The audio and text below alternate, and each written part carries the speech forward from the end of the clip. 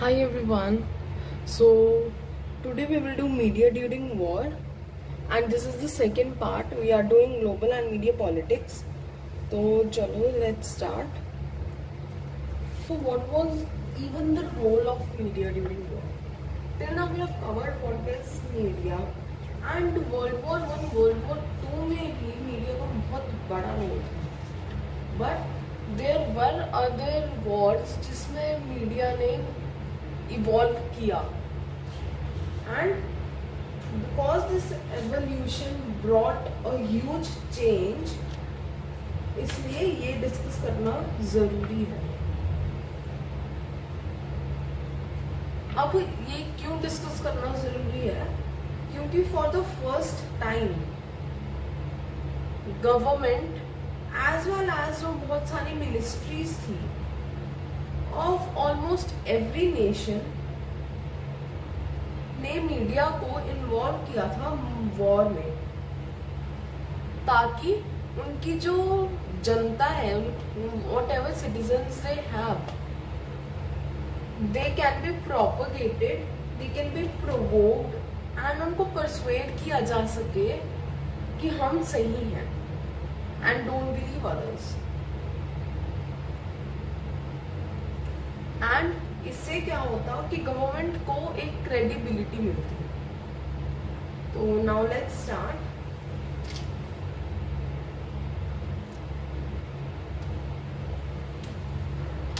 First we will do cold war. Cold war 1947 से 1991 तक हुई थी. एंड इस टाइम पे क्या हुआ था कि कम्युनिकेशन या फिर मीडिया, रेडियो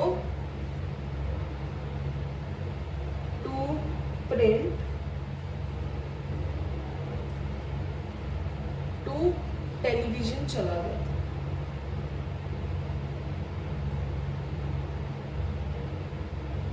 अब ये नाम किसने दिया, ये नाम कैसे डिराइव हुआ? कोल्ड वॉर नाम एक जर्नलिस्ट ने ही दिया था, whose name was Walter Lippmann. Walter Lipman ने ये नाम दिया था. एंड इसमें मीडिया का क्या रोल था? मीडिया का रोल था कि ये प्रोडक्शन करे, कम्युनिकेशन करें, कंट्रीब्यूशन दे अपना, और कोल्ड वॉर को मेंटेन भी करें. कोल्ड वॉर इज लाइक कि मिलिट्री यूज नहीं हो रही है बट फिर भी वॉर हो रही है, so that is cold war. इसमें क्या होता था ना कि ऑफन जो चीजें बोली जाती थी वो स्क्रिप्टेड होती थी. क्यों स्क्रिप्टेड होती थी? ताकि पब्लिक का व्यू चेंज किया जा सके.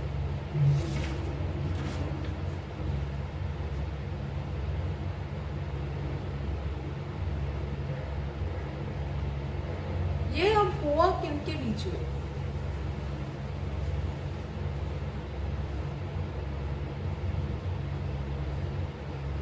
Western governments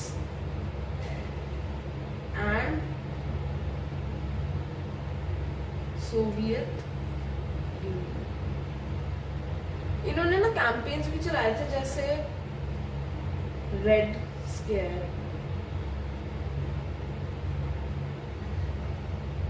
better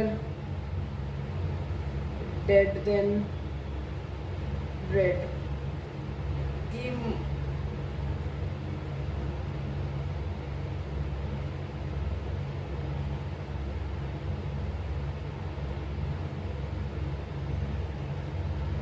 red scare and better dead than never, as इस टाइप के कोट्स और कैंपेन्स थे जो चलाए जाते थे कि जीने, अगर तुम्हें स्लेव की तरह जीने दे रहे हैं तो इससे अच्छा कि तुम मर ही जाओ, ये कर लो, वो कर लो, and there were many things जो बोली गई थी. अब मीडिया ने हर एस्पेक्ट को कवर किया था, चाहे वो रेडियो, फिल्म हो, अगर न्यूज़पेपर स्कूल्स में जा रहा है वो हो, and many more things.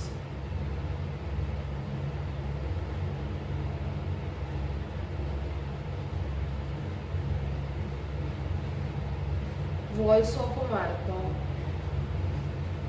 BBC, इन सब बड़े बड़े नेम्स ने, इन सब बड़े बड़े मीडिया नेम्स ने एक डिफरेंट अप्रोच है। इन्होंने क्या कहा कि हम अपनी लॉयल्टी मेंटेन करेंगे नेशन के साथ, हम उनको पॉजिटिव एस्पेक्ट दिखाएंगे सोवियत यूनियन एंड एवरीथिंग का।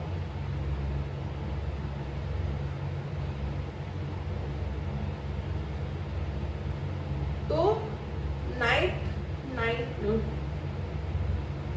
रेड नाइटमेयर,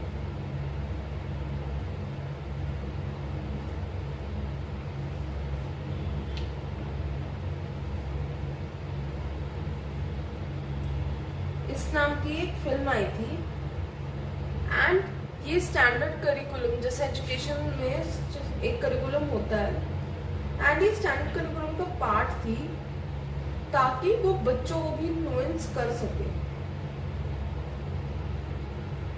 एंड ये क्योंकि मीडिया से खेली जा रही थी एंड नॉट एग्जैक्टली मिलिट्री से, तो इसका नाम दिया गया था कोल्ड वॉर। एंड ये एक टाइप का साइकोलॉजिकल अटैक था सिटीजन्स पे।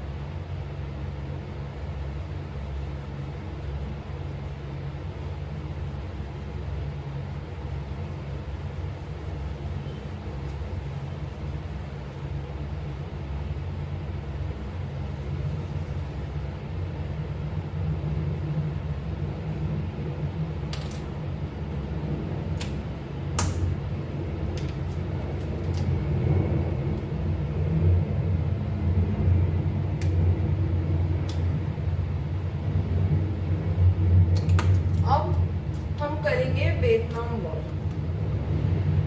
वियतनाम वॉर एक रेवोल्यूशनरी वॉर थी। क्यों? क्योंकि ये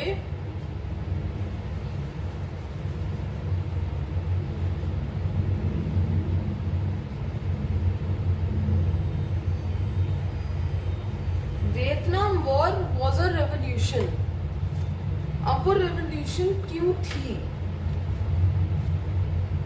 it was the first television war. ये पहली वॉर थी जो टेलीविजन पे कवर हुई थी। अब जो भी फुटेज थी वो वियतनाम से आती थी, टोक्यो में डेवलप करने चली जाती थी एंड वो फिर यूएस आती थी। वियतनाम से गई टोक्यो, एडिट हुई, डेवलप हुई एंड उसके बाद यूएस आई फॉर ब्रॉडकास्टिंग। अब there have been many discussions that brought battles directly to American living rooms and बहुत सारी न्यूज स्टोरीज वॉर के बाद की थी, ना कि उस टाइम पे जो हो रहा था।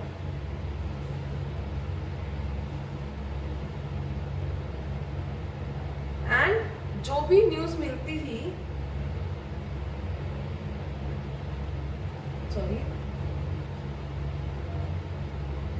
एंड जो भी न्यूज मिलती थी वो ब्रीफ रिपोर्टिंग होती थी जो एक एंकर करता था after briefs from the military. ठीक है। वियतनाम वॉर एक बहुत सब्जेक्टिव टॉपिक था एंड बहुत सारी कंट्रोवर्सी भी हुई है इसको लेके, एंड ये बहुत बड़े लेवल पे हुआ था।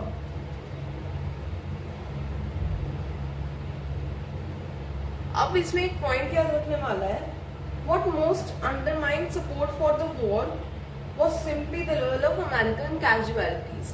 American casualties बहुत ज़्यादा हो रही थी and जैसे जैसे there was increasing casualties, public support बहुत कम हो गया था। So a little water break and then we will study about USSR. It is Union of Socialist Republic.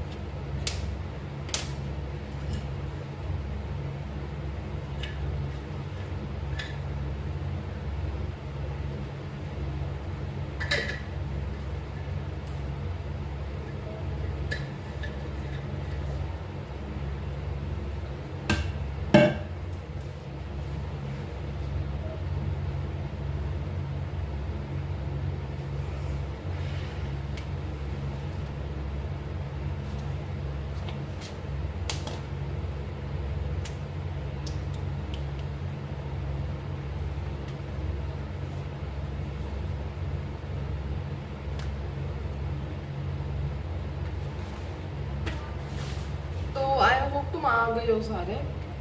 So we were talking about USSR. USSR एक ऐसी चीज है जो socialist revolution के बाद बनी थी. 1917 में एक सोशलिस्ट रेवोल्यूशन हुआ था.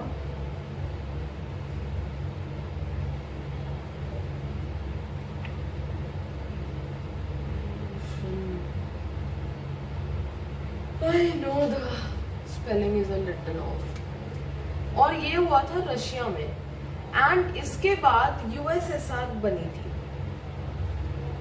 यूएसएसआर एक बस लूज पार्टी थी जो रिपब्लिक्स ने बहुत सारे जगहों ने मिलके बनाई थी. एंड रशिया एक उसका लीडर था. इन्होंने पॉलिटिक्स को कंट्रोल किया था 1922 से 1991 लेके. एंड उसके बाद क्या हुआ? It was disintegrated into smaller units. क्यों? क्योंकि एक बंदा था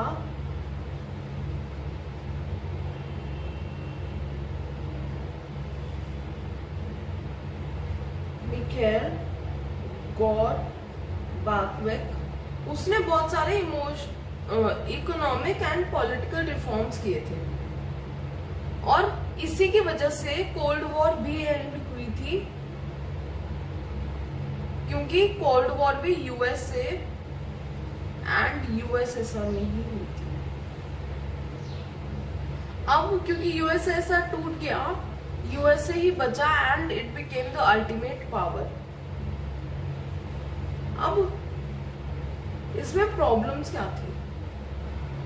सबसे पहली प्रॉब्लम तो ये थी कि अथॉरिटेटिव हो गया था सिस्टम.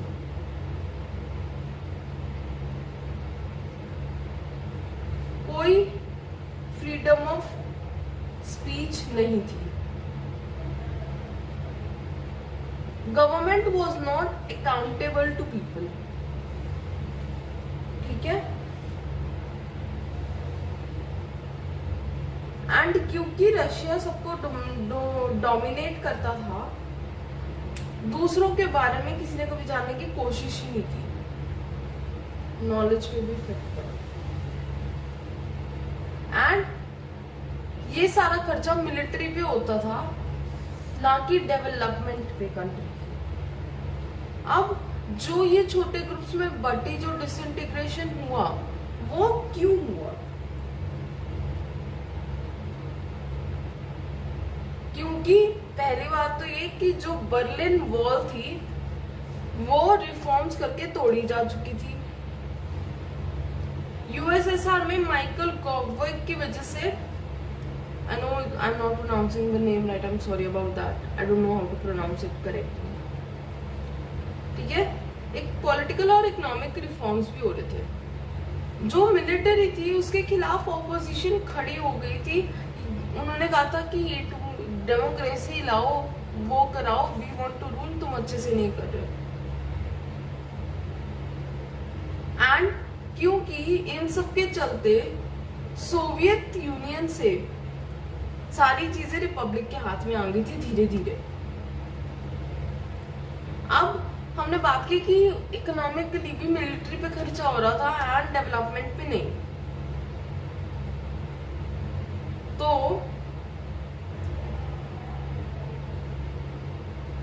सॉरी,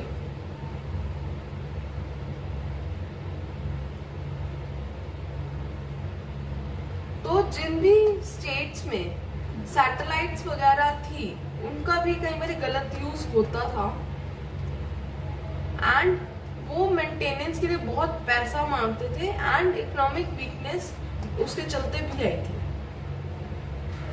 अब अथॉरिटेटिव गवर्नमेंट थी तो पॉलिटिकल का कोई भी अकाउंटेबिलिटी थी नहीं।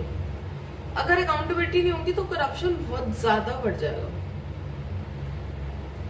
अब माइकल गॉबविच ने क्या किया, he said we should allow elections with a multi-party system and अगर इनको पावर में इतना ही रहने का शौक है तो इनके लिए हम प्रेसिडेंसी क्रिएट कर देते हैं। और इससे क्योंकि इनको भी पावर मिल रही थी इनको भी पावर मिल रही थी, एक टाइप का समझौता हुआ जिससे थोड़ा थोड़ा डेमोक्रेसी आने लगी। अब डिसइंटीग्रेशन हो गया था, छोटे छोटे पार्ट्स में बट गया था, पॉलिटिकल अकाउंटेबिलिटी भी हल्की फुल्की आने लगी and Republic was a little happy. But in सब जो भी सिचुएशन हुई यूएसएसआर के साथ, डिसइंटीग्रेशन एंड एवरीथिंग, इसने सबसे पहले तो ये चीज की कि फाइनेंशियल कंडीशन डिक्लाइन हो गई।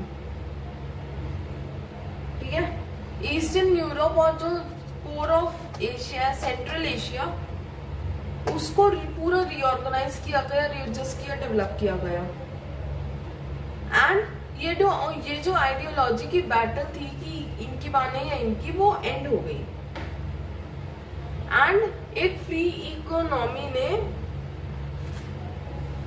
काम किया। तो अब हमारा नेक्स्ट टॉपिक है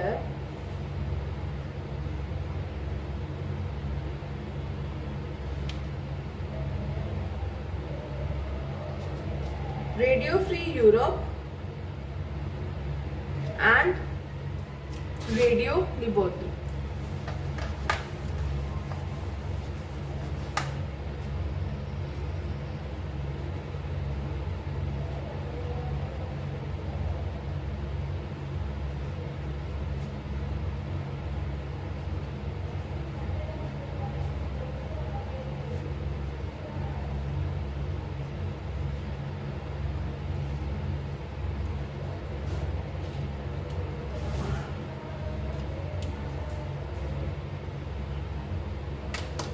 ये दोनों रेडियो फ्री यूरोप और रेडियो लिबर्टी दोनों पहले सेपरेट ऑर्गेनाइजेशंस थी जिसको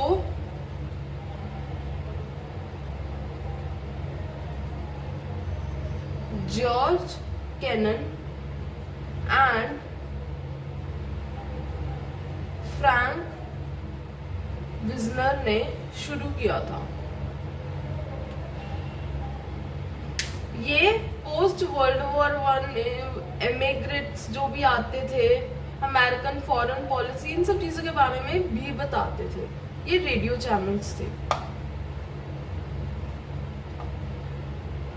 ये एक सैरोगेट की तरह आई थी। कब आई थी ये सैरोगेट की तरह? When flow of information was banned by the government and ये अगर बैन नहीं हुई थी तो बहुत फुली डेवलप्ड भी नहीं हुई थी। इनका मिशन था कि हम डेमोक्रेसी के बारे में बताते हैं, डेमोक्रेटिक वैल्यूज फैलाते हैं।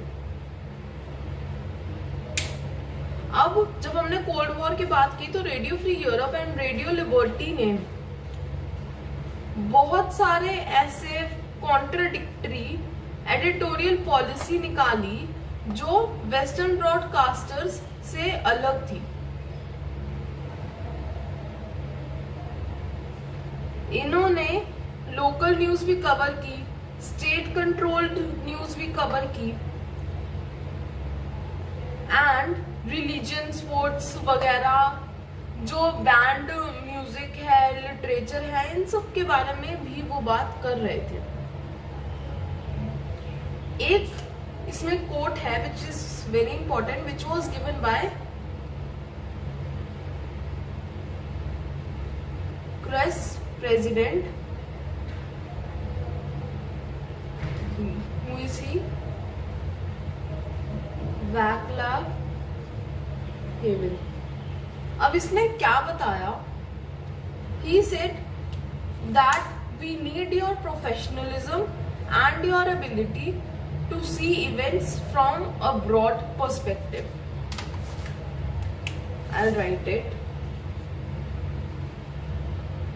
We need your professionalism and your ability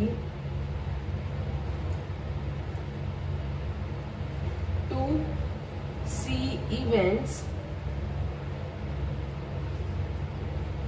from a broad perspective।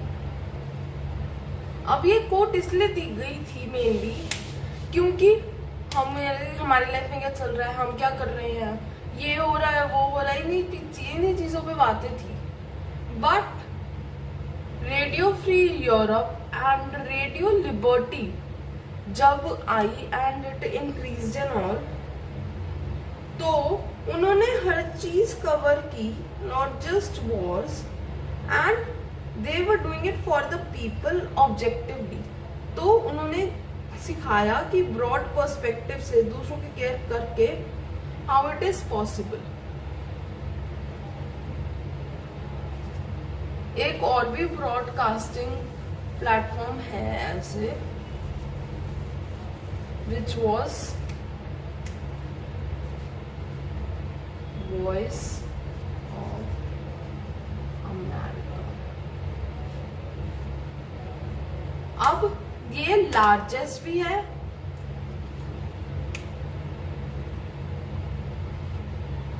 And oldest भी है। अब ये क्या करते हैं, ये ना एक डिस्क्रिप्शन देते हैं इवेंट्स का, और ये जो भी न्यूज देता है वो बहुत रिलायबल होती है एंड बहुत अनबायस्ड होती है। वॉइस ऑफ अमेरिका 1942 में आया था एंड इनका जो चार्टर था वो 1976 में विद द प्रेसिडेंट साइन हुआ था। अभी हम इसके बारे में और थोड़ा सा करते हैं। It is a multimedia broadcasting service और इसको गवर्नमेंट ही फाइनेंस करती थी। ये 45 लैंग्वेजेस में आता था, 45 लैंग्वेजेस, एंड इनका बजट अप्रोक्सीमेटली 190 मिलियन था। अच्छा, वर्ल्ड वॉर 1 के पहले ना ऑल अमेरिकन शॉर्टवेव स्टेशंस जो भी वेवलेंथ थी वो सारी प्राइवेट ओन थी, ठीक है। देन उसके बाद गवर्नमेंट ने बेसिकली फेडरल कम्युनिकेशंस कमीशन ने बोला कि अ licence, actually I'll make you see this quote, just a second।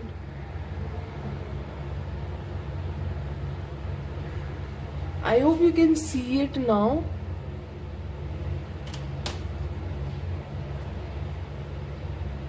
ठीक है, this is the quote। yes, a license of an international broadcast station shall render only an international broadcast service which will reflect the value of this country।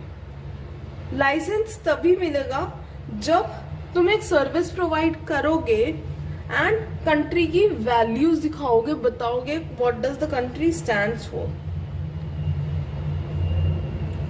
And will promote international goodwill, understanding and cooperation. Any programme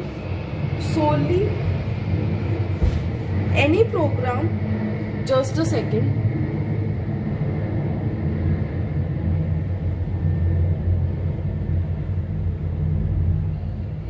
Okay, there was a plane actually. Any program solely intended and directed to an audience in US does not meet the requirement for this service. अब इन्होंने कहा कि तुम values दिखाओ, लोगों के लिए एक तरह से सर्विस प्रोवाइड करो, तो हम तुम्हें अलाउ करेंगे ये करने का. ठीक है. अब ब्रॉडकास्टर्स को क्या लगा कि ये तो सिर्फ सेंसरशिप चाहते हैं, that they don't want anything else,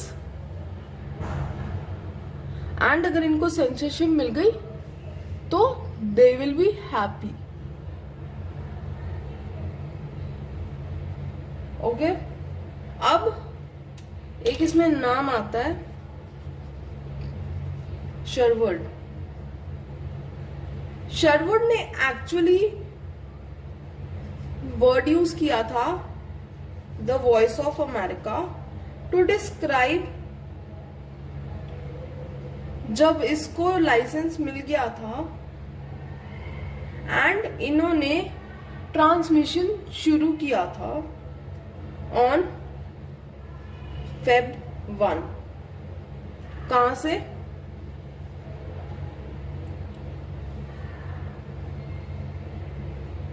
medicine Avenue.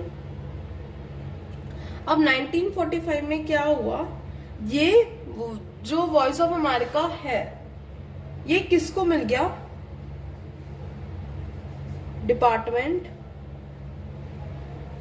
Of state. और 1947 में जब ये सोवियत सिटीजन्स का, रशिया का पंगा पड़ा, तो उन्होंने एक प्रोपेगेंडा इसके थ्रू भी चलाया था. The decision was made to use Voice of America broadcast as a part of its foreign policy to fight propaganda, Soviet Union and other countries. Cold War जैसे.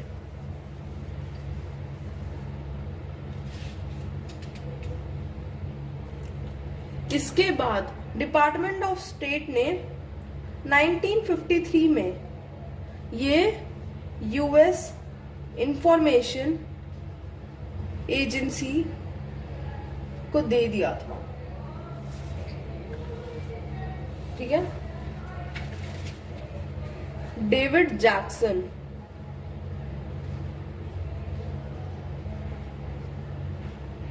he was the director of Voice of America. He said the North Korea government doesn't jam us, but they try to keep people from listening. But people figure out a listen despite the odds. They are very resourceful. North Korea की situation किसी से छुपी नहीं है, and वहां पे वो उनको ट्रांसमिट करने देते थे, वरना वो फॉरेन पॉलिसी के खिलाफ होता, बट वो लोगों को रोक देते थे सुनने से. बट क्योंकि लोगों को भी जानना था what is going on, and उनको भी बहुत सारी चीजों का पता करना था, दे बिकेम रिसोर्सफुल एंड उन्होंने खुद ही सारा कुछ करना शुरू कर दिया. अब वॉइस ऑफ अमेरिका की news will be accurate, objective and comprehensive. वो पॉलिसीज प्रेजेंट करेगी जो यूएस में चल रही हैं, बहुत इफेक्टिव हैं, एंड यूएस के बारे में अच्छी चीजें बताएंगी.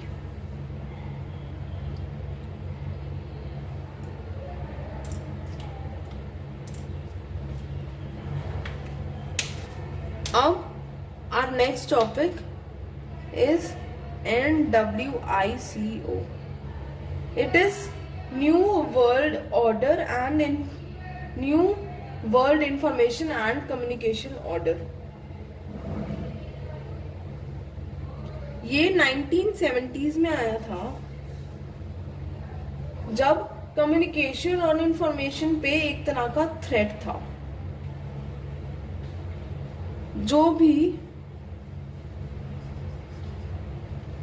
नॉन अलाइंड कंट्रीज थी, उन्होंने प्रोटेस्ट किया था, एंड 95% ऑफ इंफॉर्मेशन इनके हाथ में थी।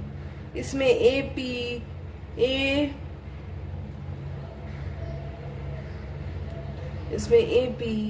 AFP एंड रूटर्स, इस टाइप की ऑर्गेनाइजेशंस भी इन्वॉल्व थी, न्यूज एजेंसीज भी इन्वॉल्व थी। If you want to know about it, you can check the video under reporting and editing for print media. अब ये चीज बना क्यों?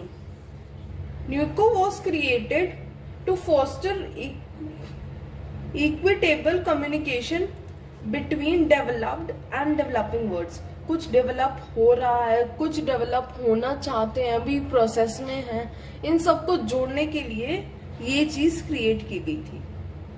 WSIS,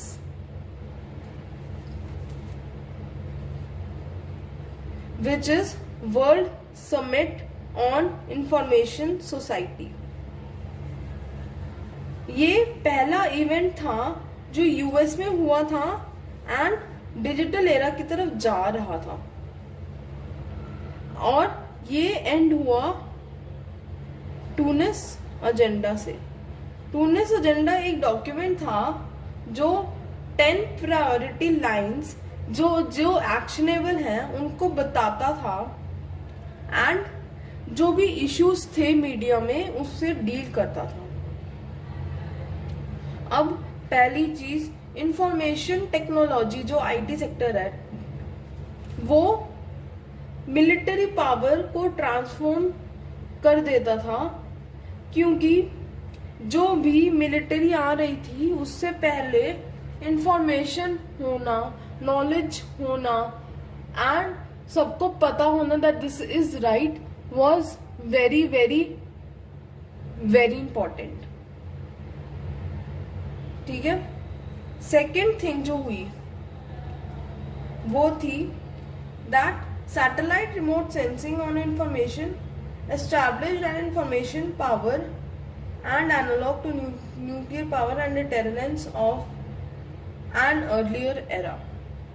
अब जो भी सैटेलाइट चलती थी उसमें सेंसिंग थी, इंफॉर्मेशन वो खुद ही अंदर प्रोसेस कर लेती थी, तो इससे टाइम भी बचता था एंड ज्यादा इंफॉर्मेशन लोगों तक पहुंच सकती थी।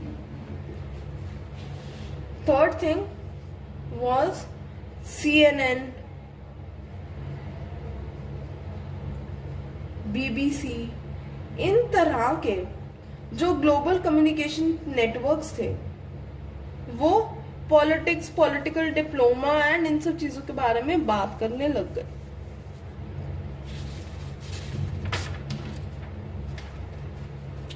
एक बंदा था